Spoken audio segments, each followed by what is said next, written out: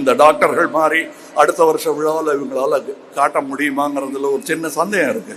ஏன்னா 2017க்கு பிறகு இவர்களால் இந்த முயற்சியை தொடர முடியவில்லை. இப்ப புரியுதா ஏன் நீட் வேண்டாங்கிறோம். அகரம் ஃபவுண்டேஷன் விழால கமலஹாசன் அவர்கள் ஒரு சிறப்பு விருந்தினராக அழைக்கப்பட்டு ஒரு மேடைன்னு கிடைச்சாலே அவர் அதிகமா பேசுறதை நம்ம பார்ப்போம். பொதுவாவே ஒரு திமுக குரலாக தான் நம்ம அதிகப்படியாக அவரோட பேச்சுக்களை நம்ம கேட்டிருக்கோம். ஆரம்ப கட்டத்துல அவர் கட்சின்னு ஒண்ணு ஆரம்பிக்கும் போது நம்ம எல்லாம் தமிழக மக்களுக்காக ஒரு குரல் கொடுக்கக்கூடிய நபராக நம்ம பார்த்தோம். அப்புறம் போக போக தெரிஞ்சிருச்சு, சரி இவரும் ஒரு திமுகவுடைய ஒரு டீம் தான் அப்படின்றது தெள்ள தெளிவாக தெரிஞ்சது. இப்போ அதுவே ரொம்ப அப்பட்டமாக, அதாவது அகரம் ஃபவுண்டேஷன் விழா அது கல்வியை மையமாக கொண்ட ஒரு ட்ரஸ்ட்.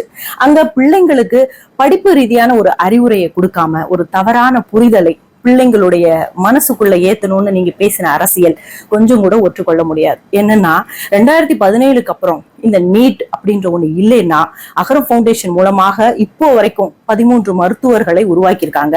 நீட் இல்லாம இருந்திருந்தா அதிகப்படியான மருத்துவர்கள் வந்திருப்பாங்கன்னு சொல்லி அப்பட்டமா பேசுறீங்களே. இந்த நீட் அப்படின்ற ஒண்ணு இல்லைன்னா இன்னைக்கு ஒரு ஏழை எளிய மக்கள் குடும்பத்தில இருந்து எத்தனையோ மருத்துவர்களை உருவாக்கி இருக்கக்கூடிய பெருமை இந்த நீட்டுக்கு தான் இருக்கு. அது பொதுமக்கள் எல்லாருக்குமே தெரிஞ்சிருச்சு. ஆனாலும் நீட்டுக்கு எதிராக மத்திய அரசை எதிர்க்கும் விதமாக, மோடியை எதிர்க்கும் விதமாக திமுகவுக்கு ஆதரவாக உங்க குரலை எப்போது நிப்பாட்டுவீங்க? அது மட்டும் இல்ல, சனாதன சங்கிலி சர்வாதிகார சங்கிலியை நுறுக்கி தள்ளுகிற ஆயுதம் கல்வி மட்டும்தான் அப்படின்னு பிள்ளைங்க கிட்ட ஒரு தவறான விஷத்தை விதைக்கிறீங்களே, நியாயமா?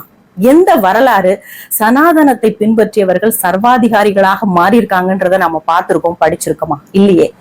நார்த்திகவாதிகளும் கம்யூனிசத்தை பின்பற்றுபவர்களும் தானே கொடுங்கோல் ஆட்சி செஞ்சு சர்வாதிகாரிகளாக இருக்கிறார்கள், இருந்துட்டு இருக்கிறாங்க. அதை நம்ம பார்த்துட்டு தானே இருக்கோம்.